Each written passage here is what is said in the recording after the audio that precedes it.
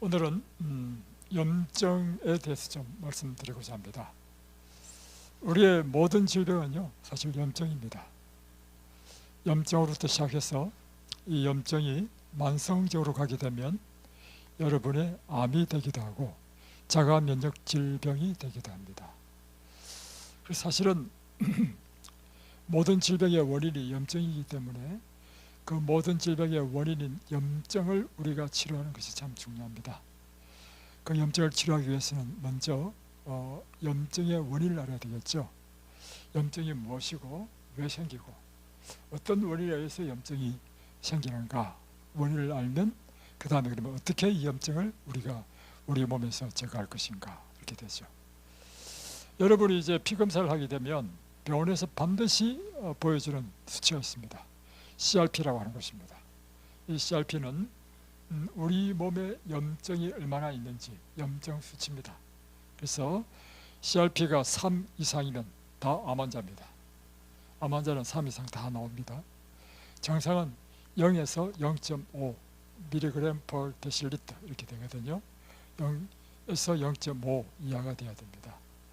그보다 더 높으면 여러분은 질병의 가능성이 있는 상태다 이렇게 되는 것입니다.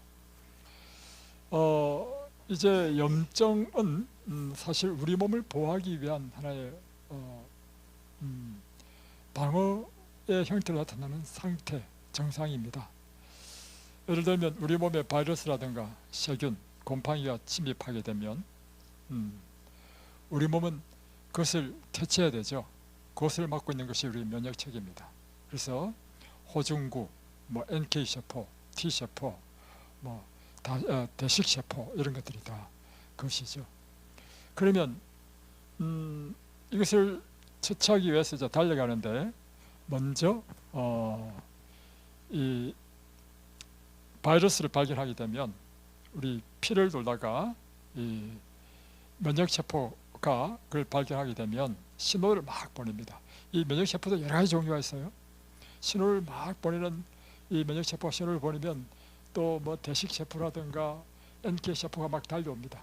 그러면 그 중에 한 면역세포는요 염증 물질을 냅니다. 염증 물질을 왜 내느냐?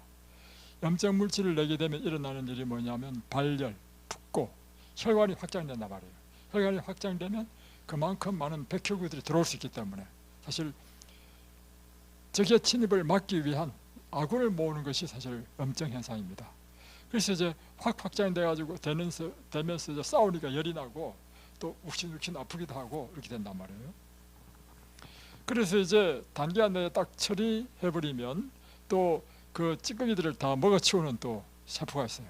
다 먹어치우면 깨끗하게 이제 상한 세포를 다 제거해 버리고 그러면 또 새살이 올라오고 그래서 이제 원상복귀를 딱 시키면 깜짝까지 탁 없습니다. 이게 정상적인 반응입니다. 결국에는 이제 염증 반응은 우리 몸을 보호하기 위한 반응이죠. 이게 이제 급성염증이죠. 그래서 7일 이내로 끝나는 것입니다.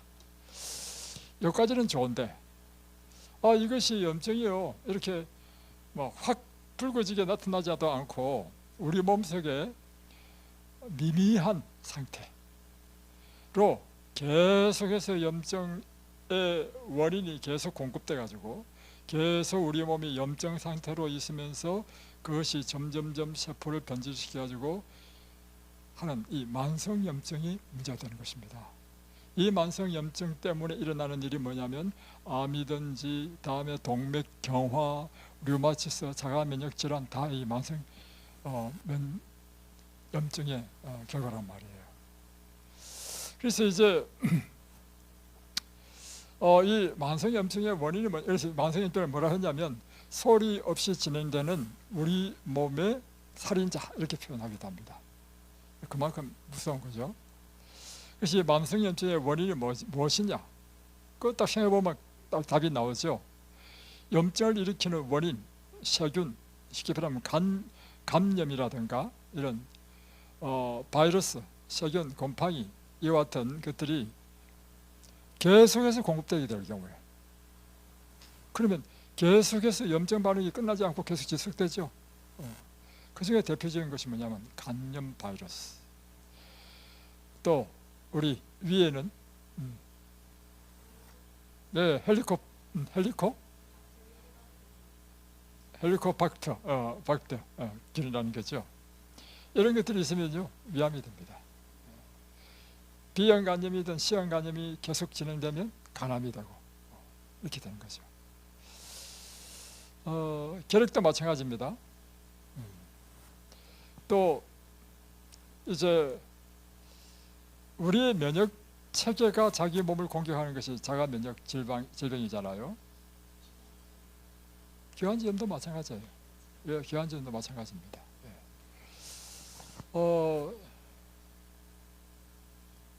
제가 좀 부끄러운 고백을 하겠습니다. 뭐냐면요, 제가 이제 폐가 옛날에 결핵 걸렸다 했잖아요. 그래서 제가 폐가 나쁘고 그래서 이제 폐기운도 이제 옛날에 있었고, 나는 늘 폐와 기관지가 약하다고 이렇게 생각을 했는데, 제가 이 좋은 환경 속에서도 제가 잔기침을 계속 했어요. 그래서 이제 나는 원래 폐가 나빠서 그런가 보다 했는데, 제가 사실은요 제 이빨 가운데 어금니가요 하나 상했습니다. 어떻게 상했냐면, 어금니가 옛날에 아파서 뺐고 그 뒤에 나온 사랑니가 어금니 자리를 탁 메꾸면서 이게 누워가지고 어금니 역할을 했어요. 그러니까 처음에는 제가 좋아했습니다. 왜냐하면 없으신 어금니 대신에 사랑니가 나가지고 딱 대체해주니까. 그런데 이게 바로 난 게 아니고 비스듬히 나가지고 이게 삐딱하면서 이게 딱 막아주니까 이게 정상적이지 않죠. 그러니까 오른쪽과 왼쪽 높이가 다 달라지게 되죠. 그래서 겨울에 썼죠. 몇십 년 썼습니다. 쓰다 보니까 작년에 굉장히 아파가지고 이 이빨을 빼야 되겠다 싶어가지고 갔단 말이에요. 갔는데 의사가 이 안에 이 치주, 이 이빨을 지탱하고 있는 이 원뿌리, 그것에 염증이 심하고 이 이빨은 빼야 된다는 것입니다. 그래서 이제 빼려고 이제 약속을 하고, 다음에 이제 빼기 전에 약을 주면서 이 약을 먹고 며칠 후에 오랬습니다. 그래서 약을 딱 먹으니까 이빨이 안 아파. 또 제가 약을 안 먹다 보니까 약 효과가 굉장히 좋아요. 근데 생각이 어떻게 되냐면, 이런 말이 나는 잘 모르고 이런 말을 많이 들었거든요. 자기 이빨만큼 좋은 게 없다, 이런 말을 들어가지고 안 아픈데 왜 이빨 빼냐 이거죠. 그래서 제가 1년을 견뎠습니다. 1년 동안 또 문제가 없었어요. 근데 또 1년이 지나니까 또 아프기 시작하는 거라, 그래서 도저히 안 되겠다 갔습니다. 가가지고 이번에는 가는 날 바로 뽑아버렸습니다. 약 먹고 며칠 오라, 그 필요 없다고 바로 뽑아달라고 뽑았는데요. 아이고 세상에. 그래서 제가 느낀 게 있습니다. 우리 건강에 특별히 구강 건강 굉장히 중요한 것이요, 이 구강에 이 세균이 굉장히 많다는 것입니다. 그래서 여러분이 양치를 잘해야 되고, 치관 칫솔질을 잘해야 되고, 또 이 치주염이라든가 이 잇몸에 이 염증이 있으면요 빨리 치료하는 것이요 여러분 전체 건강이 좋습니다. 자, 왜냐? 만성염증이 생기면요 이 만성염증이 그곳에만 있는 것이 아니고요 혈액을 타고 온몸을 돌아다닙니다. 그 때문에 만성염증은요 온몸의 질병을 일으킬 수 있는 원인이 될 수 있어. 이빨을 뺐는데 어떻게 했느냐면 이렇게 뺐는데요, 여기가요 새카만 거야. 그래서 의사가 하는 이야기가 뭐냐면 세균 덩어리라는 것입니다. 자, 이빨을 딱 빼고 나서 생긴 게 있는데요, 장기침을 안 나게 됐습니다. 알고 보니까 내 몸에 지금 이 세균이 끊임없이 염증을 일으켜가지고 기관지에서 기침을 일으키게 한 것 같아 느껴지는 거라. 참 신기한 경험을 했습니다. 이빨 딱 빼고 나서부터요 기침 안 하게 됐어, 장기침을. 야, 알고 보니까 이게 기침이, 내가 기관지 물론 폐가 별로 건강한 건 아니지만 이 만성염증 때문이구나. 여러분 이빨이 이렇게, 이빨 관리는요 꼭 자주 그래서 이 치아 관리는 굉장히 중요합니다. 여러분의 건강에 있어서 저와 같은 이런 잘못을 범하지 않기 바랍니다. 좀 부끄럽죠 제가. 여러분을 위해서 이제 원래 제가 좀 부끄럽지만 이야기합니다.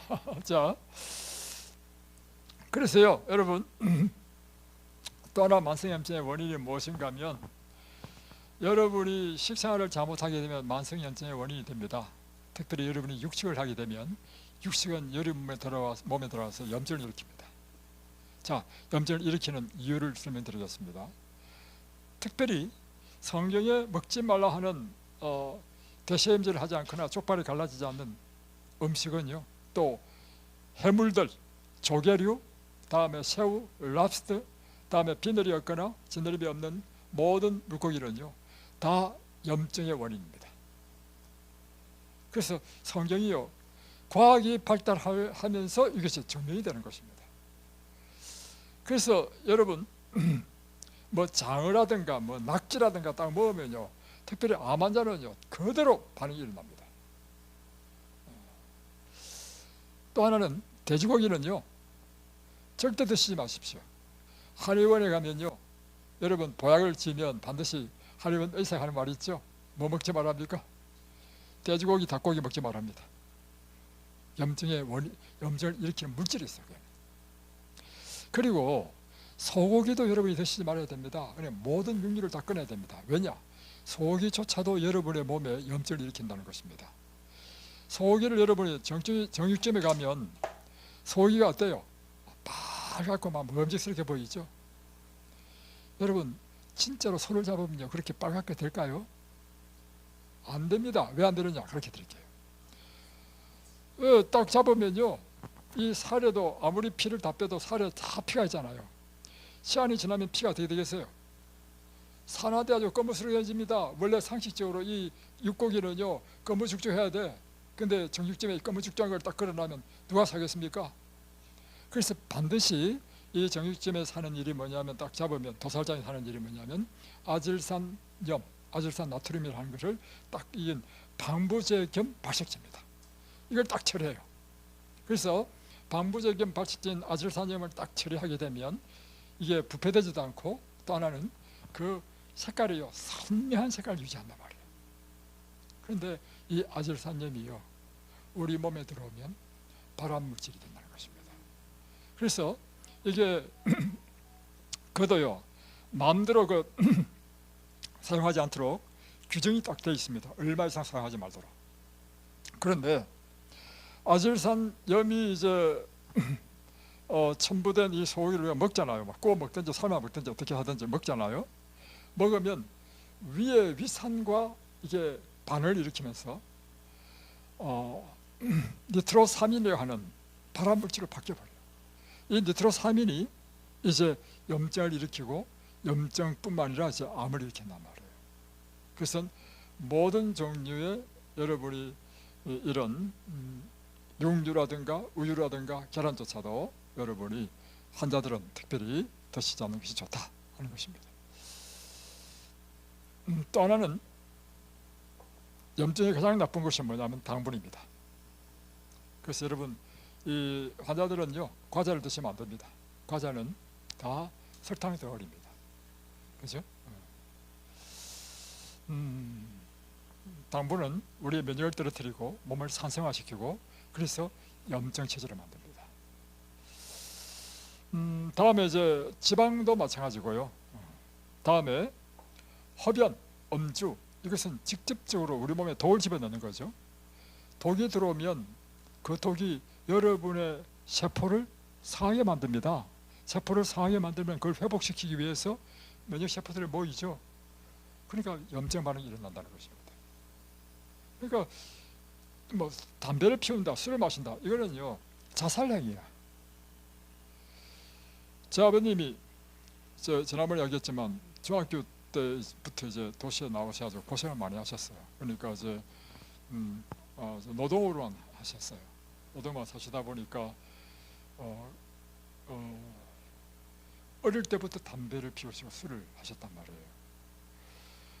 그래서 제가 이제 나중에 우리 아버님을 전도를 해가지고 우리 아버님이 그때 한 60이 될 때인가 그때에 이제 침례를 받으시고 술도 끊으시고 담배를 다 끊으셨습니다.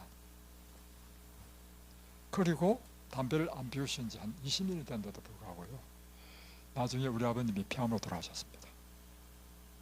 담배는요 정말 피우시면 안 됩니다.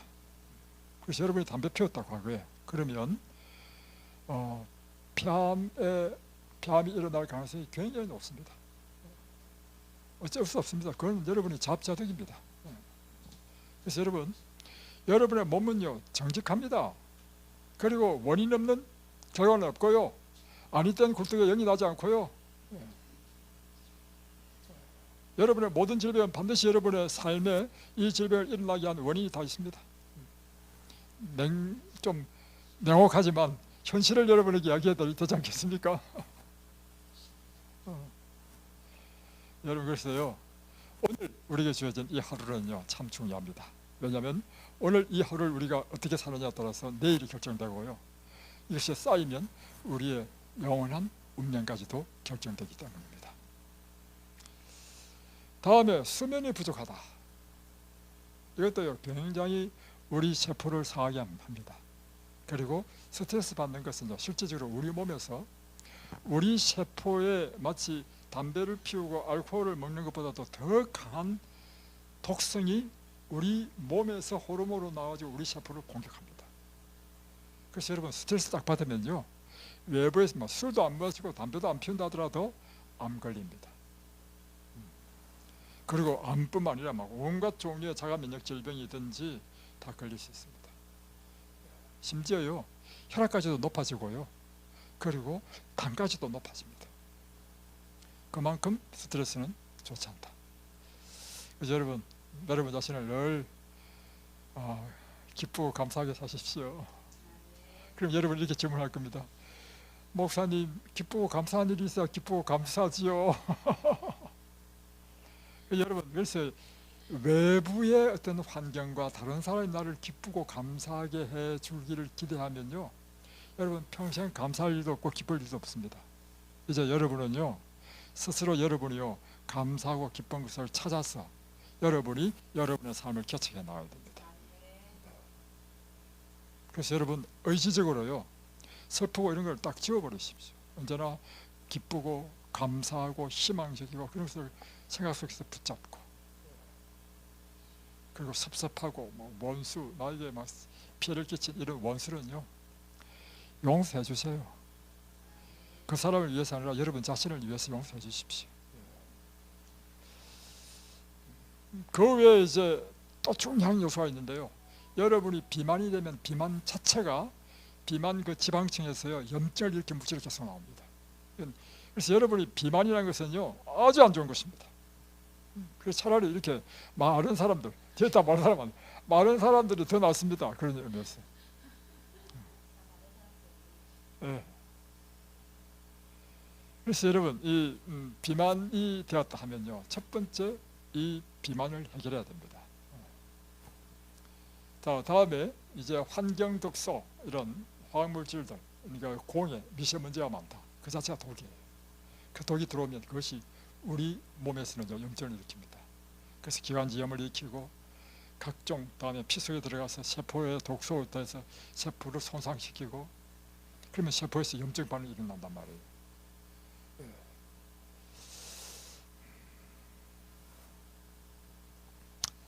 자, 그러면 어떻게 우리 생활 속에서 이 염증을, 만성 염증을 우리가 이제 없애는가 중요하잖아요. 이제 원인이 밝혀졌으니까 이제 답이 나오죠. 잠을 충분히 자고 늘 감사하고 기쁘게 살기로 결심하고, 예. 그러면서 또 이제 식사는 건강한 식사를 하고, 그죠? 그 가운데 여러분이 꼭 하셔야 될 것이 있는데 무엇인가 하면 이 깨끗한 공기를 호흡하는 것은 굉장히 중요합니다.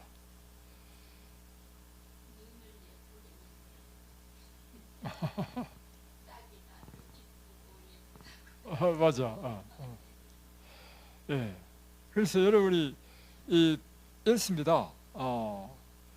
우리가 표현하는 거 있잖아요. 표현하는 것이 오히려 거꾸로 다시 돌아와서 내 마음에 다시 때립니다. 내가요, 오늘 행복한 날이다 하면요, 내가 한 이 말이 나를 하여금 행복하게 만들어줘. 그러니까 여러분이 이런 말 절대 하면 안 됩니다. 짜증나 이런 말 하면 여러분 진짜 짜증납니다.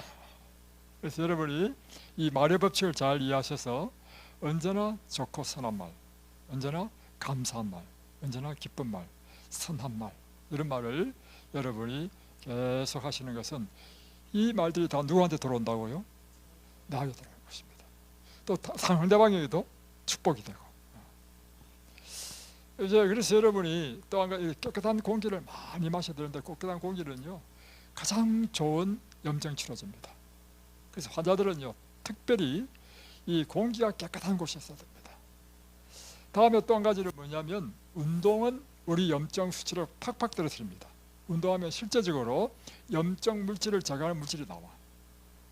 그래서 실제적으로 이 운동은요 우리 염증을 제거하는 데 굉장히 중요한 일을 한다. 다음에 이제 아까 얘기했던 것처럼 구강 건강은 굉장히 중요합니다. 그래서 이 치주염이 걸렸을 경우에 자료를 보니까 심혈관 질환이나 당뇨병의 발생 위험을 2배에서 3배나 증가시킨다. 그러니까 치주염이 오히려 우리에게 심혈관 질환 또는 당뇨병의 발생 위험을 2배나 3배나 올린다는 거죠. 구강에는 700여 종의 미생물이 상주하고 있는데 매일 이 세균과의 전쟁이 벌어지고 있습니다. 그래서 우리가 식사하면 양치하는 것, 자고 일어나면 양치하는 것, 일어나자마자 양치하고 물 마시고 이렇게 하는 것이 참 필요하고, 매 식사 때마다 양치하고 이렇게. 다음에 치간칫솔을 가지고 이제 그 치실 사용하는 거 알죠? 이제 이빨 사이에 낀 거를 이제 빼는데 그 시간이 많이 소모돼 가지고 사실은 저도 양치만 하는 상황인데 그렇게 하면 좋다는 것입니다. 다음에 이제 당연히 금연, 금주, 다음에 육식을 피하고 이런 것들이 필요한 것이죠. 또 한 가지는 물을 아주 충분히 마시라는 것입니다. 깨끗한 공기가 우리 몸에 염증을 떨어뜨리는 것처럼 물을 많이 마시면 염증 수치를 떨어뜨린다는 것입니다. 다음에 또 하나는 자세를 바르게 하는 것, 굉장히 중요한 것인데, 우리 아침에 체조하죠.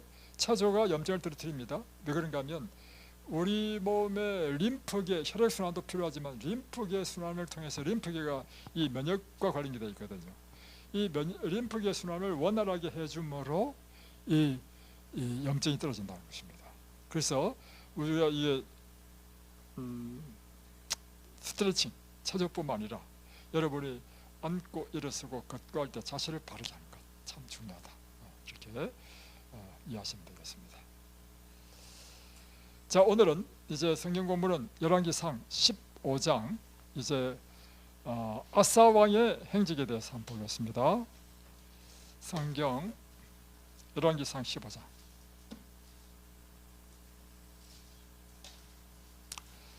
먼저 1절 보면, 너바시 아들 여로보암의 왕 18해째 해 아비암이 유다 왕이 되고 예루살렘에서 3년 동안 다스리니라 되어 있죠.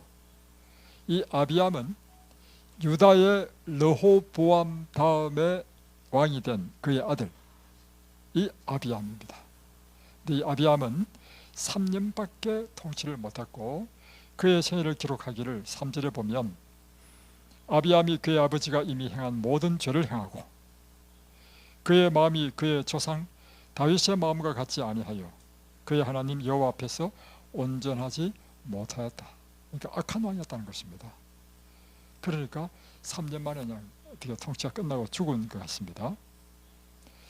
다음에 이제 8절 보면, 아비암이 그의 조상들과 함께 자니 다윗 성에 장사되고, 그러니까 3년 통치하고 바로 죽은 것 같습니다. 그러니까 그의 아들, 이제 아비암의 아들 아사가 대신해서 왕이 됩니다. 9절, 이스라엘의 여로보암 왕 제20년에 아사가 유다 왕이 되어, 자, 예루살렘에서 41년 동안, 오이고 아사는 엄청나게 많이 통치했습니다. 41년 동안 왕이 되었습니다. 다음에 11절, 근데 아사는 어떤 사람인가? 아사가 그의 조상 다윗같이 여호와 보시기에 정직하게 행하여, 아사는 다윗처럼 선한 왕이었다. 12절, 남색하는 자를 그 땅에서 쫓아내고, 남색하는 자는 뭐예요? 동성 연애하는 이런 사람. 그러니까 이게 역사가 아주 오래된 것입니다. 지금 기원전 1000년이니까 지금 3000년 전의 이야기거든요. 그러니까 이 인간이 존재하는 한 이런 죄악은요, 온갖 종류의 죄악이 다 있었던 것입니다. 이런 이 가증한 것들을 다 쫓아내고 또 모든 우상을 다 쫓아내었다, 없앴다. 13절에 보면 그의 어머니 마아가가 했는데 사실 어머니가 아니고요, 할머니입니다. 왜냐하면 15장 1절에 보면 아비암, 그의 아버지 아비암의 어미가 마아가요 아비살롬의 딸이었더라 되어 있거든요. 2절에 보면. 그리고 또 3절에 보면 그는 지금 그의 아들인 이 아사인데 아사의 어머니 마아가 이렇게 나온단 말이에요. 동시에 어머니 될 수 없죠. 할머니입니다. 그런데 왜 성경에 이렇게 기록했느냐? 성경의 표현은요, 조상을 정조 할아버지, 고조 할아버지라 하더라도 그냥 아버지 이렇게 표현합니다. 그걸 여러분이 이해를 해야 성경이 이해됩니다. 그런데 이제 이 할머니가 뭘 했냐? 혐오스러운 아세라상을 만들었으므로, 어이구 세상에, 그러니까 이 왕이요, 그를 태우의 자리에서 쫓아내버렸습니다. 태우의 일을 피하고 그 우상을 찍어 기드론 시내가에 불살랐다. 그러니까 이 아사 왕은 정말 선한 왕이고 하나님을 섬기는 일에 아주 열심인 왕이었습니다. 다음에 14절에 보면 다만 산당은 없애지 아니하니라. 그러나 아사의 마음이 일평생 여호와 앞에 온전하였으며, 일평생 동안 여호와 앞에 마음이 온전한 사람이었다. 그러면서 15절에 보면 그가 그의 아버지가 성별한 것과 자기가 성별한 것을 여호와의 성전에 받들어 드렸으니 곧 은과 금과 그릇들이었더라. 자, 이렇게 되어 있습니다. 다음에 이제 우리가 어디로 뛰어넘어야 되느냐면, 이 아사 왕에 대하여 여기에는 기록이 없는, 열왕기상에 기록이 없는 내용이 역대하 14장부터 16장까지 한 3장에 걸쳐서 굉장히 많이 기록해 놨습니다. 그래서 사실은 아사 왕을 알기 위해서는 역대하를 봐야 돼요. 역대하 14장으로 넘어가겠습니다.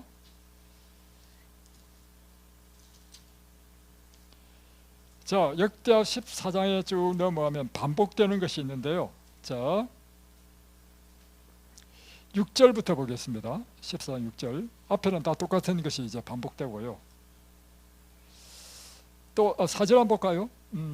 자, 4절에 유다 사람에게 명하여 그 조상들의 하나님 여호와를 찾게 하며 그의 율법과 명령을 행하게 하고. 그러니까 더욱더 적극적으로 백성들에게 하나님의 율법과 명령을 가르치고 행하게 하였다. 굉장히 선한 일을 많이 했죠. 6절, 그러니까 여호와께서 아사에게 뭘 줬냐면 평안을 주셨다. 그 땅이 평안하여 여러 해 싸움이 없은지라. 이 평안한 때 또 아사가 뭘 했느냐? 평안할 때 그가 오히려 견고한 성읍들을 유다에 건축하니라. 그러니까 평안할 때 그가 미리 미래를 위해 대비하는 일을 했습니다. 7절, 아사가 일찍이 유다 사람에게 이르되 우리가 우리 하나님 여호와를 찾았으므로 이 땅이 아직 우리 앞에 있나니 우리가 이 성읍들을 건축하고 그 주위의 성곽과 망대와 문과 빗장을 만들자. 우리가 주를 찾았으므로 주께서 우리 사방에 평안을 주셨느니라 하고 이에 그들이 성읍을 형통하게 건축하였더라. 그러니까 이 평안할 때 그냥 평안을 누리는 것이 아니라 평안할 때 우리가 이렇게 성읍을 건축하고 이런 일을 했단 말이에요. 참 지혜롭죠. 자, 그래서 8절에 보면 아사의 군대는 유다 중에서 큰 방패와 창을 잡는 자가 30만 명이요. 베냐민 중에는 작은 방패를 잡으며 활을 당기는 자가 28만 명이라. 엄청나게 이제 군사도 이렇게 준비시켰고, 이럴 때 이제 9절에 보면 구스 사람 세라 했는데, 이 구스 사람이라는 건 뭐냐면 피부가 검다는 뜻이고, 세라는 애굽의 왕입니다. 다시 말하면 애굽의 왕이 쳐들어온 것입니다.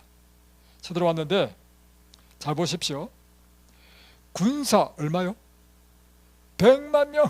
와, 참. 옛날에는요 미사일도 없었습니다. 전투기도 없었습니다. 그러니까 무엇이 절대적으로 우세한 것입니까? 사람의 족수가 절대적으로 우세한, 전쟁 우세한 거죠. 100만 명을 밀고 오면 이내 전술로도 이게 그냥 쓸어버릴 것 같죠. 그러니까 이 위기의 상황 속에서 아사가 어떻게 했는가. 자 보세요. 10절 아사가 마주 나가서 마레사의 스바다 골짜기에 전제를 갖추고, 이제 도저히 숫자적으로 상대가 안 되니까 아사가 그의 하나님 여호와께 부르짖었습니다.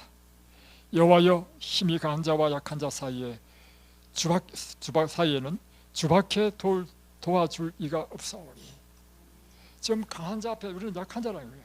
이럴 때 이 싸움에서 이길 수 있는 유일한 방법은 하나님께서 우리를 도우시는 일밖에 없다는 것입니다. 우리 하나님 여호와여, 우리를 도우소서. 우리가 주를 의지하오며 주의 이름을 의탁하옵고 이 많은 무리를 치러 왔나이다. 우리가 주님만을 의지합니다. 주님 우리를 도와주십시오 하고 간절히 이제 부르짖는 것이죠. 여호와여, 주는 우리 하나님이시오니 원하건대 사람이 주를 이기지 못하게 하옵소서 하였더라. 그러니까 12절 여호와께서 구스 사람들을 아사와 유다 사람들 앞에서 치시니,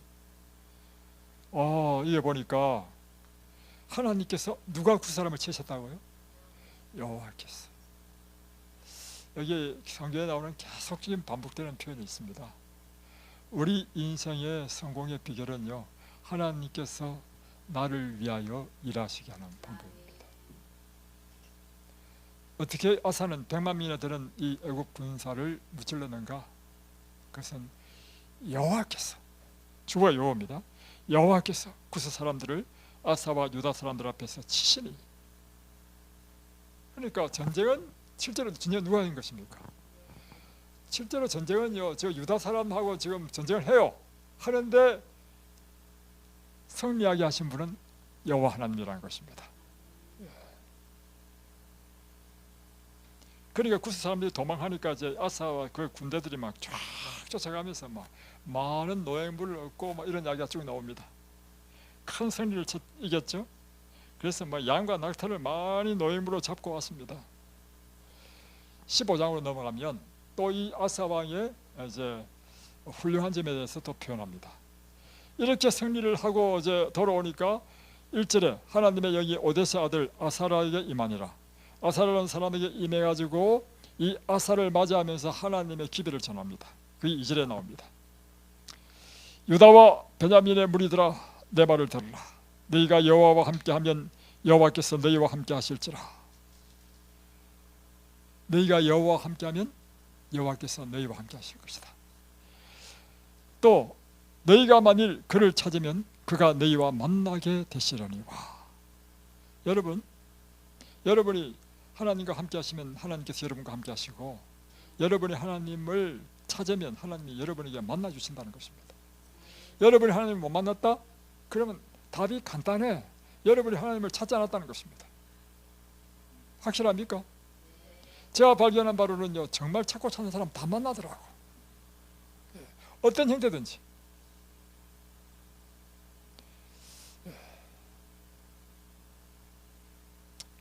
여러분의 운명은요, 여러분 스스로 결정합니다.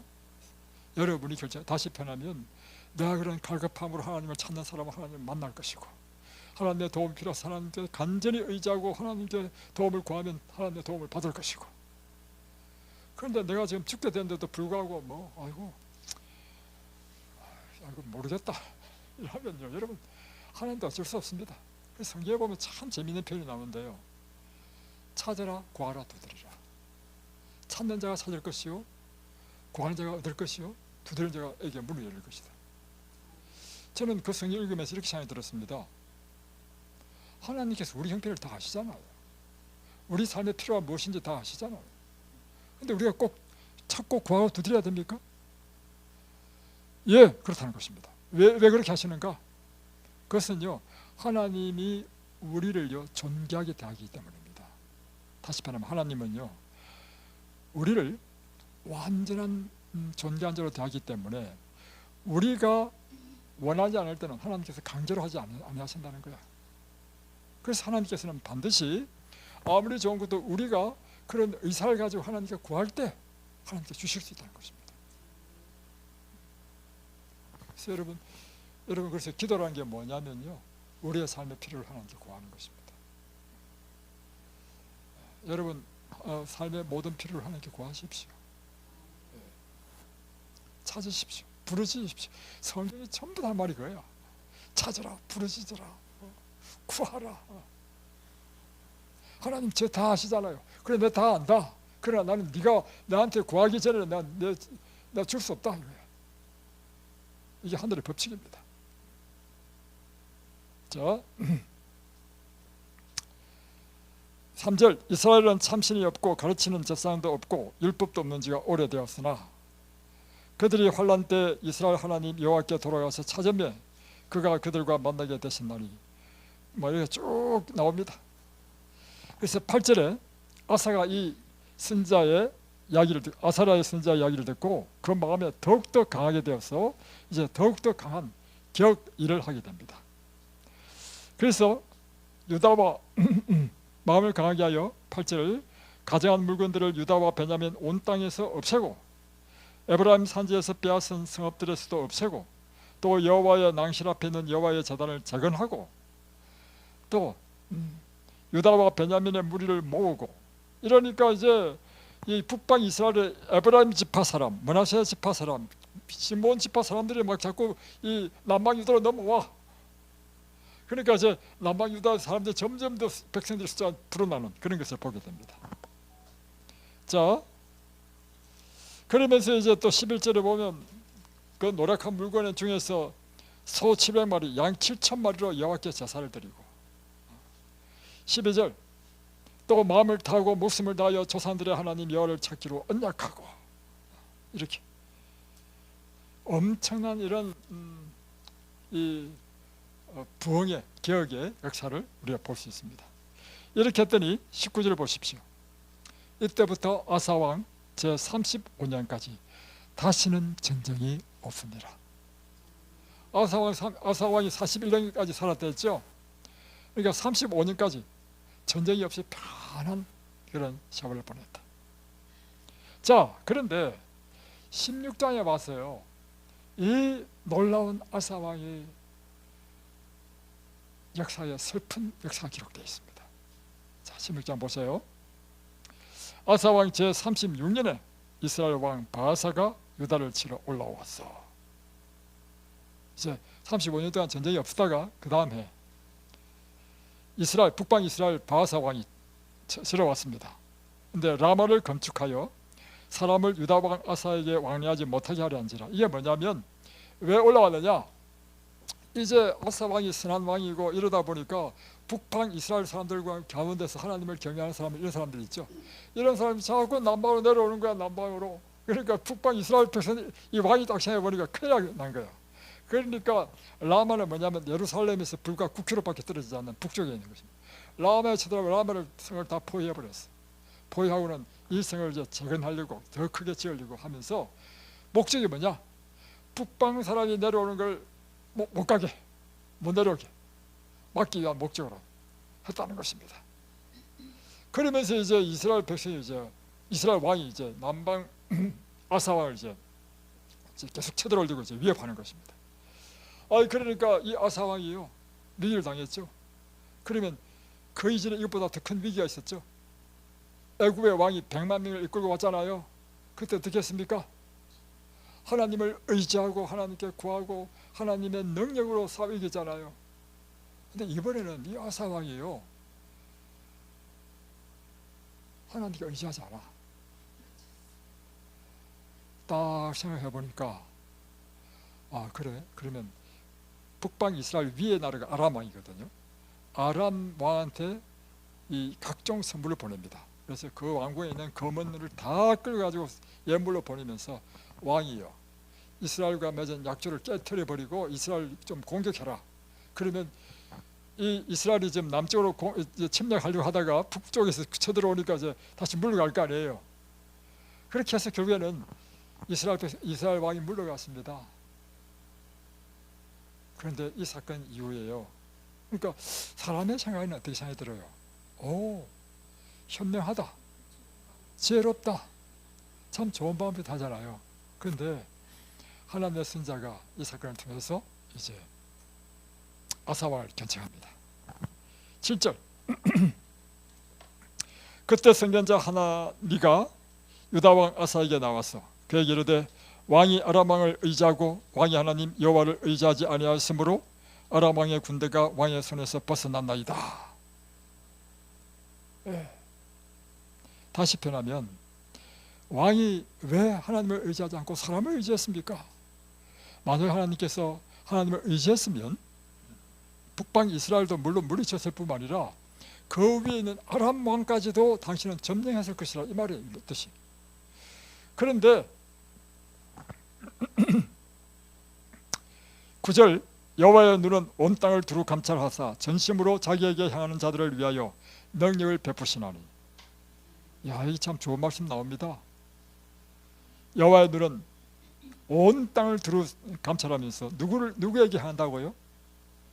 전심으로 자기에게 향하는 자에게 하나님께서는 능력을 베푸신다는 것입니다.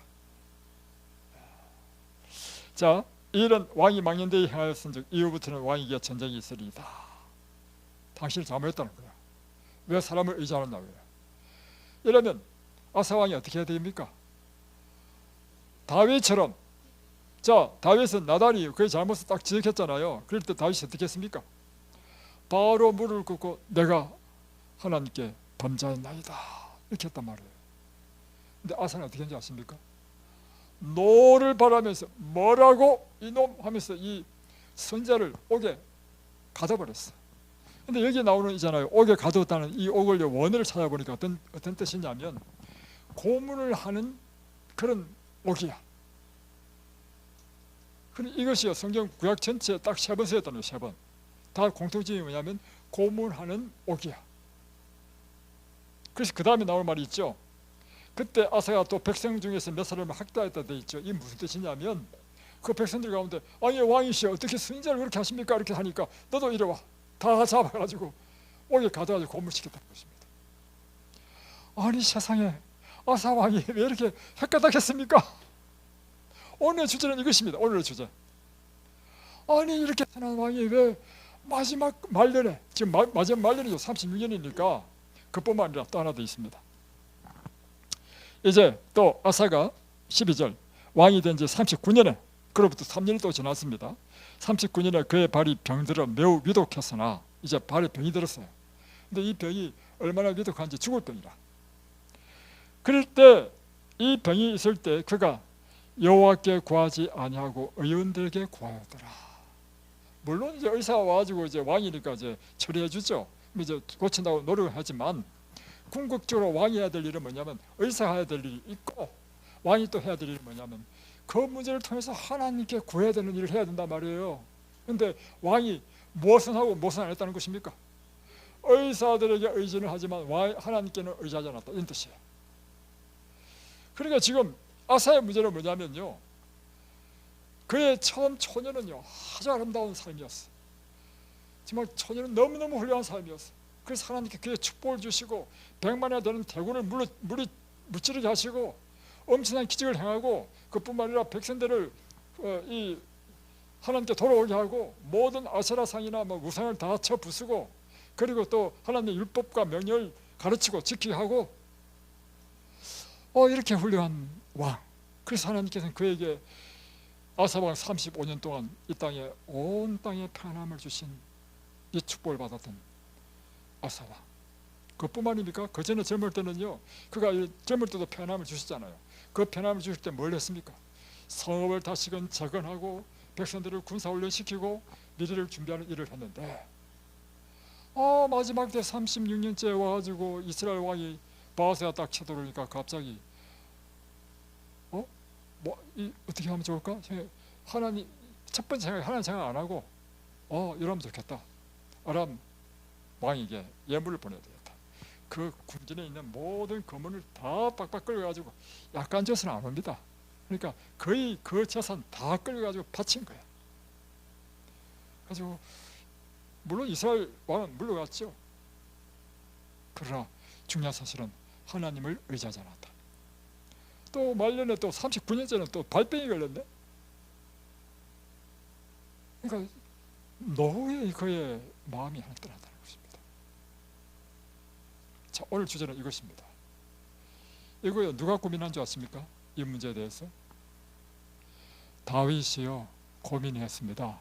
다윗의 시편을 보면요, 그가 생애를 살면서 쫙 지켜보니까 젊었을 때는 괜찮았는데 사람이 나이가 늙어가면서 노만 걸리는 사람을 보게 된 거예요.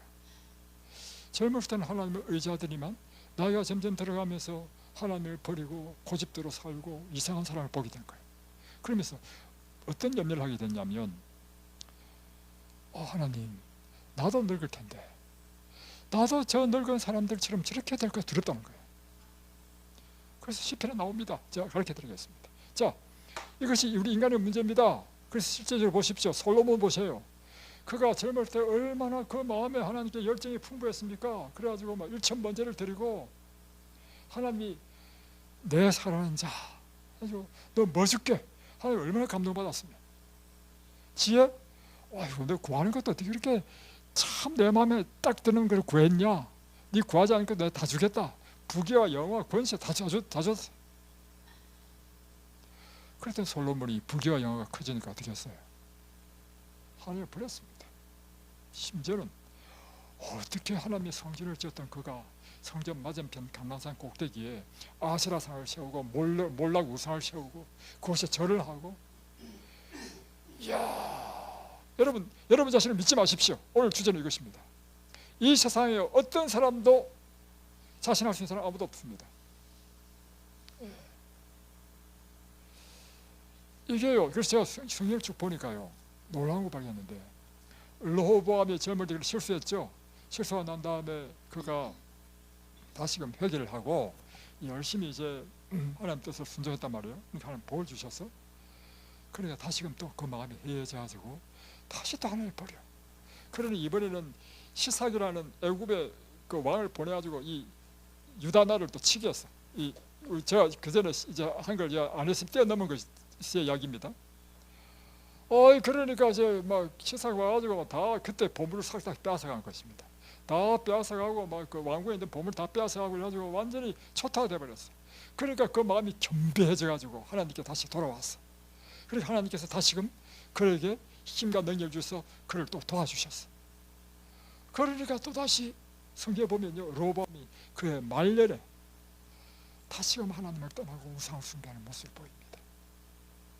야, 이게 성경에 보니까 계속 똑같은 패턴이요. 심지어 놀라지 마십시오. 아사 다음에 일어나는 왕이 누구예요? 여호사밧. 여호사밧은 어떤 왕입니까? 이거 여호사밧은 굉장히 선한 왕입니다. 선한 왕의 몇몇 안 되는 선한 왕 중에 한 사람이 여호사밧이야. 근데 여호사밧이요, 젊었을 때 엄청나게 그가 하나님께 그 뜻대로 행하고, 그리고 모든 백성에게, 이제 다음 시간에 제가 그렇게 이제 보겠습니다. 각 성마다 레위 지파를 보내가지고요, 레위 사람 보내가지고 율법을 가르치고, 그렇게 다음에 우상들 다 제거하고 그런 왕이었단 말이에요. 이 왕이요, 나중에 말년에 또 변질돼. 다음에 또 더 기가 막힌 요시야. 요시야는 진짜 8살의 왕이 돼가지고, 근데 요시야 말년에 또 문제가 있어. 와, 이거 큰일이다. 우리가 아무리 젊을 때 열심히 하나님 믿고 막 이렇게 열심히 충실하고 이렇게 믿음이 좋다 생각되지만 말년까지 보장할 수 있는 사람 아무도 없다. 그뿐만 아니라 제가 경험한 이야기 드리겠습니다. 우리 장인 장모님은요, 믿음이 아주 좋은 분이었습니다. 그런데요, 장모님이 80몇 세에 뇌경색이 와가지고 딱 되니까 사람이 인격이 바뀌어버려요. 우리 장모님이 욕을 하는 거라. 있을 수 없는 일이 일어나. 내가 망가지니까 내 인연아 뭐 눈빛이 달라지고. 처음에 제 처가요, 너무너무 슬퍼하죠. 막 울었대. 한참 울다 보니까 내가 울 일이 아니다. 이거는 영의 문제다. 사람이요, 약해질 때 사단이 많이 들어가는 것입니다. 그래서 실제적으로요, 사단이 여기 있는 것입니다. 영이 딱 들어가니까 사람이 바뀌어버리는 거예요. 그래서 예수의 이름으로 귀신 쫓아냈습니다. 그래가지고 귀신이 딱 나가니까 확 바뀌어. 그때 느낀 게 있습니다. 와, 이 노년일수록 왜 이렇게 바뀌는가, 변질이 되는가. 사람이 힘이 떨어지고 모든 정력이 떨어지고 약해지면요, 모두 약해지냐면 의지력도 떨어져. 그러면서요, 귀신이 우리를 공격하기에, 사단 마귀가 공격하기에 딱 좋은 거예요. 그래서 우리의 논의를, 제가 그래서 느낀 게 있습니다. 우리의 논의를 지켜줄 믿음의 견고한 자녀가 있어야 되겠다, 우리 자식 가운데. 그래야 우리가 지금 우리 부모님들을 그렇게 논의를 지켰던 것처럼 우리 장인어른도 그랬고, 다음에 우리 아버님 어머님은 다 불신자였지만 우리 때문에 침해받고 마지막 때 돌아가실 때 우리 집에서 다 임종을 다 받습니다. 그럴 때 마지막 때까지 우리가 딱 지켜주니까 아주 아름다운 모습으로 돌아가셨단 말이에요. 우리의 생애 가운데 내 마지막을 지켜줄 자식이 필요하다, 그걸 제가 느꼈습니다. 자, 다윗이요, 그런 모습을 보고 고민한 게 있는데 그 시편입니다. 시편 한번 보겠습니다. 시편 70 몇 편인가 보겠습니다.